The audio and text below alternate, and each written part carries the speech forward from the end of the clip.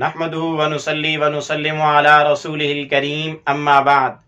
محترم معزز سامعین و ناظرین، مفتی سعید الرحمن سعدی آپ کو اپنے چینل پر خوش آمدید کہتے ہیں۔ معزز سامعین، آج کی اس ویڈیو میں ہم انشاءاللہ العزیز خواب کے اندر چربی دیکھنے اور کھانے کی تعبیریں بیان کریں گے کہ اگر کوئی شخص خواب میں کسی حلال یا حرام جانور کی چربی لیتے دیتے، خریدتے، پکاتے، پگھلاتے یا اس کو کھاتے، استعمال کرتے دیکھے تو اس کی کیا کیا تعبیریں ہو سکتی ہیں۔ خواب کے اندر اگر کوئی مرد یا عورت چربی دیکھے اور کسی حلال جانور کی، گائے، بھینس، بکری، اونٹ وغیرہ کی چربی دیکھے، ایسا جانور جن کا گوشت اور دودھ پیا جاتا ہے، گوشت کھایا جاتا ہے، اگر اس کی چربی دیکھے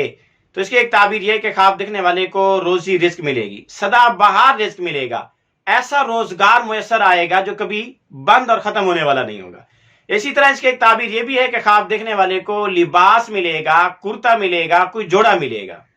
اسی طرح اگر کوئی مرد عورت خواب میں حرام جانور کی چربی دیکھے، سور، خنزیر جو ہے وہ کسی کتے اور گدھے وغیرہ کی دیکھے جو حرام جانور ہیں، ان کی چربی نظر آئے تو اس کی تعبیر یہ ہے کہ خواب دیکھنے والا یا تو مرتد اور بے ایمان، دین سے پھرنے والا ہوگا، یا خواب دیکھنے والا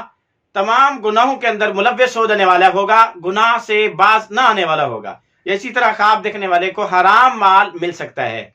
اسی طرح اگر کوئی بیمار آدمی خواب میں چربی دیکھے اور ایسی چربی دیکھے جو دوائیوں کے طور پر استعمال ہوتی ہے تو اس بیمار کے شفا یاب ہونے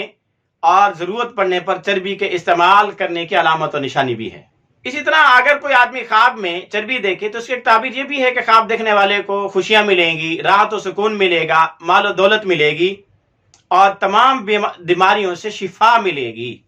اسی طرح اگر کوئی آدمی خواب میں چربی کو کھاتے ہوئے دیکھے تو اس کی ایک تعبیر یہ بھی ہے کہ خواب دیکھنے والے کو کوئی خیر، بھلائی، کوئی دنیاوی نعمت ملے گی، مال ملے گا۔ اسی طرح اگر کوئی آدمی خواب کے اندر حلال جانور یعنی بکری کی چربی کھاتے ہوئے دیکھے تو اس کی تعبیر یہ ہے کہ اس کو حلال مال ملے گا۔ اسی طرح اگر کوئی آدمی خواب میں چربی دیکھے تو اس کی ایک تعبیر یہ بھی ہے کہ خواب دیکھنے والے کی روزی رزق فراخ ہوگی یا اس کے کاموں میں کشادگی پیدا ہوگی۔ رکاوٹیں جتنی بھی ہیں، کوئی کام رکا ہوا ہے، پینڈنگ میں ہے، تو اس کی رکاوٹ دور ہو جائے گی اور اس کا کام پایہ تکمیل کو پہنچے گا۔